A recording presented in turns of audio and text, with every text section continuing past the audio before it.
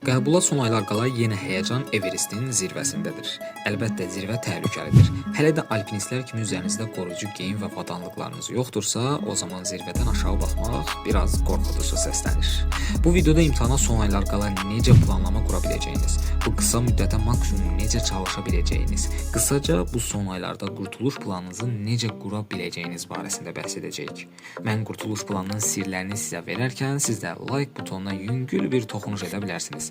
Əlbəttə kanalımıza abunə olsanız bizi sevindirmiş olarsınız. Yaxşı, çox uzatmayın. Qurtuluş planımızı tez hazırlamalıyıq. 1-ci bölüm. Bəyənmədiklərimiz. Bəzən olur, bəyənmədiyimiz biri ilə hər gün qarşılaşırıq. Əgər sehirli çubuğumuz olsa, onu görünməz edərik. Amma belə bir çubuğumuz yoxdur. Əlimizdə olsa yolumuzu dəyişdirərik, amma belə bir şansımız yoxdur. Belə olduqda nə edirik? Heç olmasa günümüzü yola verməkdən ötəri alternativlər düşünməyə başlayırıq. Eynən bəzi dərslər, bəzi mövzular kimi. Biz onları görməzdən gəlirik. Amma hara qədər? İndi testlər işlədikdə görməzdən gəlmək rahatdır. Bəs imtahanda? Orada necə görməzdən gələcəksiniz? Demək ki, nə etməliyik? Alternativ bir yol tapmalıyıq. O zaman gəlin alternativ yollarımızı hazırlayaq. Əvvəlcə bir vərəq götürün və 3 hissəyə ayırın. Birinci hissə ən sevdiklərimiz. İkinci isə yola getmək olar dedikləriniz. Üçüncü hissə isə var bir ehtimal yazın. Əlbəttə siz başlıqları başqa formada da qoya bilərsiniz. Məsələn, üçüncü hissəyə ya səbir kimi. Yəqin ki, buradakı mahiyyəti başa düşdünüz. 3 hissəyə bölürük, çünki birinci hissədə ən sevdiklərimiz, yəni daha yaxşı bildiklərimiz. İkinci hissə yola getmək olar dediklərimiz, yəni orta səviyyədə bildiyimiz. Üçüncü hissədə isə var bir ehtimal və yaxud da ki, ya səbir deyə dediklərimiz, yəni daha az bildiklərimiz. İndi bunlar bizim nə işimizə yarayacaq? Keçirik həmin hissələrə. İndi isə hər hansı bir fənn üzrə mövzuları bu kateqoriyalara uyğun formalaşdırırıq. Burada tam səmimi və dürüst olmağımız vacibdir. Çünki qurtuluş planının təməlində bu dayanır. Yəni dürüstlük. Ən azından özümüzə qarşı. Gəlin bunu da birlikdə quraq. Məsələn, mən şagirdlərin ən yaralı yeri olan, amma mənim ən sevdiyim fənn riyaziyyatı seçirəm. Birinci hissəyə ən sevdiklərimiz, yəni daha yaxşı bildiklərimiz və yaxud da ən azından bunu etməkdən zövq aldığımız mövzular. Məsələn, mənim üçün trigonometriya, loqaritma, tənlik və bərabərsizliklər. İkinci hissə yola getmək olar dedikləriniz. Məsələn, mənim üçün ehtimal nəzəriyyəsi, faiz, funksiya və qrafiklər. Üçüncü hissə var bir ehtimal. Mən fəza fiqurları silindr və konus olaraq qeyd eləmişəm, çünki həndəsəni heç abituriyent vaxtımdan da çox sevmirdim. Bunları yazmaq bizə nədə kömək edir deyə deyindiyinizi eşidir kimiyəm. Bunlar bizə planımızın növbəti hissələrində daha çox nələrə diqqət etməli olacağımıza kömək edəcək. Məsələn, nə deyirsinizsə, cavabım çox sual verirsən, ikinci bölümü dinlə, anlayacaqsan. Olacaq. İkinci bölüm. Pareto prinsipi. Futbol komandasında hər zaman bir açar oyunçu olur. Hansı ki, xəttlər arasında əlaqənin qurulmasında, oyunun ritmini, nəticəsini, komandanın ümumi performansını müəyyən edən həmin oyunçu. Yəni, Barcelona üçün Iniesta, Real Madrid üçün Kroos nədirsə, bizim üçün də imtahana qədərki qurtuluş planımızda Pareto prinsipi məhz odur. Pareto prinsipi başqa adı ilə 80-in 20-yə qaydası. Bu qayda deyir ki, biz gündəlik nəticələrimizin və ya işimizin 80%-i 20%lik bir hadisədən qaynaqlanır. Daha aydın olması üçün nümunə çəkim, daha sonra bu prinsipin bizim qurtuluş planımızdakı missiyasından danışacağam. Bu prinsipə görə 80% hallarda qardırobunuzda olan paltarların cəmi 20%-ni geyinirsiniz. Prinsipin nə olduğunu anladınızsa, o zaman artıq nə demək istədiyimi təxmin etmisiniz. İmtahanda qarşına çıxacaq sualların 80%-i əslində bütün proqramın cəmi 20%lik bir hissəsindən gəlir. Yəni sən o qızıl mövzular tapsan, enerjinin az bir hissəsi ilə nəticənin böyük hissəsini təmin etmiş olacaqsan. Bəs o 20%-i necə tapmalı? Onu da məndən gözləyirsinizsə, biraz yanılırsan. Burada iş sənə düşür. Aç keçmiş illərdəki qəbul suallarına bax gör.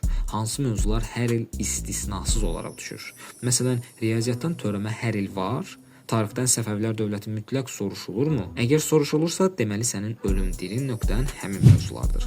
Vaxtını o 80% nəticəni gətirəcək 20%lik mövzulara yatır. Buradakı məqsəd məsələyə daha strateji yanaşmaqdır.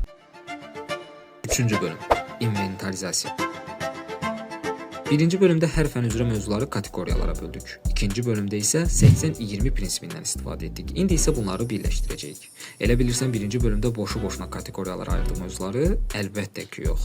Bu video qurtuluş planı videosudur və burada qeyd olunan hər bir detalın səbəbi və digəri ilə bağlılığı var. 2 vərəq və ya A4 götürün. Birində yaxşı, orta, zəif bildiyiniz mövzuları kateqoriyalara bölüb qarşınıza qoyun. Digərində Pareto prinsipi əsasında imtahana düşəcək sualların əsasını təşkil edən 20%lik mövzuların siyahısını hazırlayıb onu da qarşınıza qoyun və baxın. Sizin yaxşı bildiyiniz mövzular həmin 20%lik mövzulardandırmı, yoxsa yox? Əgər həmin mövzulardandırsa, bingo. Demək ki, hər şey əladır. İmtahana qədər bütün diqqətinizi həmin mövzulara yönəldin və özünüzü daha da təkmilləşdirin. Yox, məsələ tam əksinədirsə, yəni imtahana düşəcək əksər mövzular sizin kateqoriyanıza əsasən zəif bildiyiniz mövzulardırsa, burada biraz daha çox çalışmalı olacaqsınız. Əgər bu videonu imtahana bir həftə qala görürsünüzsə, sizə tövsiyəm zəif bildiyiniz mövzulardansa yaxşı və ya orta səviyyədə bildiyiniz mövzulara daha çox fokuslanıb, onları təkrar etməyə daha çox önəm verməyiniz olar. Çünki imtahana sayılı günlər qala yeni mövzu öyrənmək eynən bir podkast videomuzda Elmar müəllimin dediyi kimi fırtınanın ortasında yeni bir gəmi tikməyə bənzəyir. 4-cü bölüm. Sınaq marafonu. Sınaqlar hər zaman qəbul imtahanına hazırlıq üçün çox vacib olub. Amma qəbul imtahanına son aylar, həftələr qala sınaqların önəmliliyi 2 dəfə daha çox olur. Çünki sınaqlar sadəcə özünüzü yoxlamaq üçün yox, yeni şeylər öyrənmək, öyrəndiklərinizi möhkəmləndirmək və təkrar etmək üçün ən qısa, rahat və effektiv yoldur. İmtahana sayılı günlər qala etdiyiniz yanlışlardan biri də təkrar etmək adıyla kitabların arasında boğulmaqdır. Çünki zamanınız azdır və əgər hansısa mövzunu tək-tək oxumağa çalışsanız, çatıra bilmərsiniz. Çünki zamanın azdır. Əgər hər mövzunu tək-tək oxumağa çalışsan, çatıra bilmərsən. O baxımdan bu mərhələdə sınaqlar sənin köməyinə çatacaq. Fikir versən, imtahana az müddət qala müəllimlər də şagirdlərinə daha çox sınaqlar işlədirlər. Bu arada, məcbur deyilsən hansısa kursun sınağına getməyə. İnternetdə buna qədər sınaqlar olduqca çoxdur. Həmin sınaqları internetdə tap və özün işlə. Amma sınağı işləyib kənara atmaqla kifayətlənmə. Səhvlərini analiz etmədiyin sınaq sadəcə vaxt itkisidir. Səhvin çıxdı, deməli növbəti 2 saatın həmin səhvi kökündən öyrənmək üçündür. Bir sözlə, özün üçün bir növ sınaq dövrü elan et və başla. 5-ci bölüm. Telefon və yuxu. Yuxu barədə çox danışmağa ehtiyac yoxdur. Nə qədər vacib olduğunu vurğulamaq üçün ayrıca bir videoda düşünmüşəm. Amma qısa olaraq onu bildirə bilərəm ki, öyrəndiyiniz məlumatların havada uçub getməməsi üçün yuxunuza diqqət edin. Çünki gündüz öyrəndiyimiz informasiyaları beynimiz biz yuxuda olduqda emal edir və onu daha uzun müddət yaddaşımızda qalması üçün bir növ kodlayır. Yəni siz imtahana az qalır deyə yuxunuzu kəsməyin. Bunun sizə faydasından çox zərəri olacaq. Zərərdən söhbət düşmüşkən, əgər birini azaldacaqsanız o yuxu yox, əlinizdəki telefondan istifadə etdiyiniz müddət olmalıdır. Ən azından bu son həftələr. Ümumiyyətlə yaxşı olar ki, sosial şəbəkələrə müəyyən vaxt limitləri ilə daxil olasınız. Axı mən təhsillə bağlı xəbərləri və ya faydalı məlumatları öyrənmək istəyirəm deyirsinizsə, bizi o zaman WhatsApp-dan izləyə bilərsiniz. Çünki oradan sizə xəbərləri mesaj olaraq göndəririk. Əlbəttə, ehtiyac varsa bizi də gözdən çıxara bilərsiniz. Ümid edirəm ki, buraya qədər bildirdiklərim sizlər üçün faydalı olub. Ən azından qurtuluş planının qurulması üçün bir növ xəritə rolu oynayıb. Unutmadan onu da bildirim. Bu imtahan sizin zəkanızı yox, iradənizi ölçür. Yorulacaqsınız? Bəli. Ağlamaq istəyəcəksiniz? Bəlkə də. Amma AK qrup olaraq sizlərə söz verirəm. O imtahandan çıxanda əlimdən gələni etdim deməyin ləzzəti heç bir şeydə yoxdur.